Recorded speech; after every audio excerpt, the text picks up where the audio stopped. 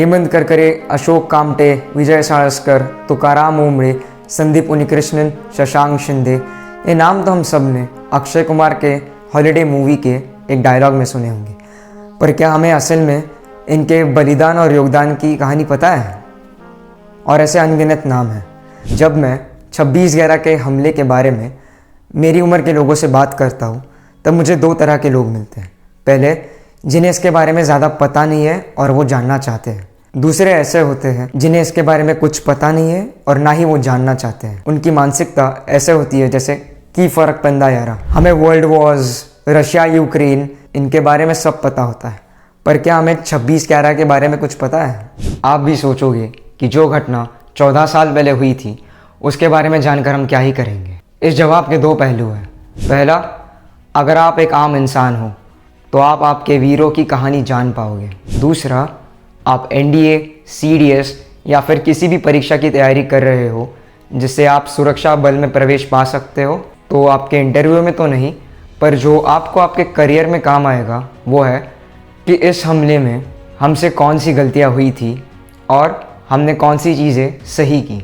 इससे हम बहुत कुछ सीख सकते हैं आज भी। 2019 दिसंबर में मैं अपनी कॉलेज की तरफ से मुंबई एक रोबोटिक्स कंपटीशन के लिए गया था। वहाँ पे हम आखिरी दिन मुंबई घूम रहे थे।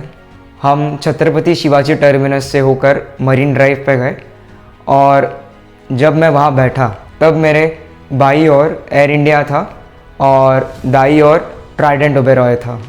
वो हवा कुछ अलग महसूस हो रही थी। मेरे रोंगटे खड़े हो रहे थे कि यही वो प्लेटफॉर्म है और यही वो एक होटल है जहाँ पे ये हमला हुआ था।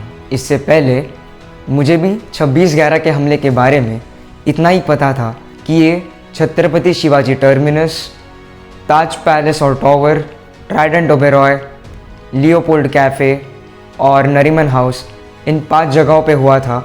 और रेस्क्यू के लिए पुलिस के साथ मार्कोस यानी कि मरीन कमांडोज और एनएसजी भी आए हुए थे।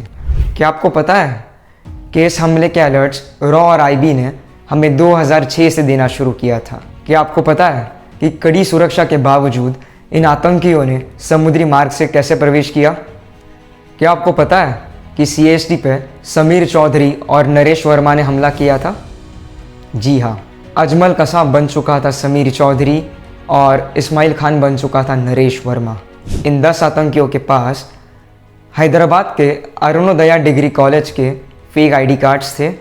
बस इतना ही नहीं, इन्होंने अपने हाथ पे लाल धागा भी बांधा था जिसे हम कलावा कहते हैं, जिससे ये लगे कि ये लोग हिंदू हैं। और इनके कम्युनिकेशंस के लिए भी जो सिम कार्ड्स लिए हुए थे वो भी भारत से ख़रीदे हुए थे। और ये एक फ़िदायीन हमला था, मतलब सुसाइड अटैक। सुसाइड अटैक में आपको ज़िंदा पकड़ा नहीं जाना होता और मरने से पहले ज़्यादा से ज़्यादा नुकसान करना होता है। और जब ये 10 आतंकी मारे जाते तब इनके पास जो सारे सबूत थे उससे सिर्फ यही साबित होता कि ये हैदराबाद के कुछ नाखुश युवा थे और पाकिस्तान पे ये उंगली कभी नहीं आती। मैंने सारी तो नहीं, पर 26/11 पर आधारित कुछ वेब सीरीज़ और मूवीज़ देखी है, पर मुझे कभी वो देखकर ऐसा नहीं लगा कि मैं इस हमले के बारे में अब सब जानता हूँ। हमेशा कुछ ना कुछ कमी लगती थी। तब मुझे ढूंढने पर संदीप उन्नीकृष्णन सर की black tornado, the 3 sieges of Mumbai 26/11 ये किताब मिली। ये किताब पढ़ते वक्त मुझे ऐसा लगा कि मैं खुद एक ऑफिसर हूँ और इन ऑपरेशंस में मैं शामिल था। मैंने संदीप सर को ईमेल किया था कि आपकी किताब ने मुझे इस हमले के बारे में पूरी जानकारी हासिल करने में बहुत मदद की और मैं चाहता हूँ हमारे वीरों की ये कहानी हर उस भारतीय नागरिक तक पहुँचे जो इस हमले के बारे में जानना चाहता है। और इसीलिए मैं इससे संबंधित कुछ छोटे एपिसोड्स अपने चैनल पे बनाना चाहता हूँ। संदीप सर का मुझे रिप्लाई आया, please go ahead. Thank you Sandeep sir. मैं उम्मीद करता हूँ ये वीर कहानी मैं सब तक पहुँचा पाऊँ। एपिसोड 0 26/11 के हमले से पहले जल्दी लेकर आऊँगा। तब तक के लिए जय हिंद।